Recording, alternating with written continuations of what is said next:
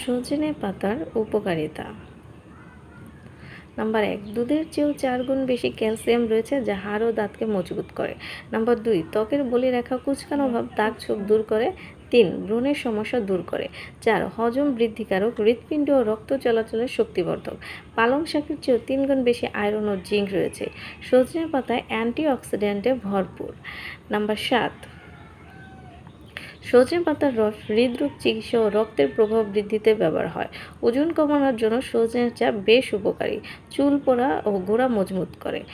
১০, সজনের শিকড় কাশি, হাঁপানি, গেঁটে বাত, সাধারণ বাত রোগে দুধের সাথে ব্যবহার হয়।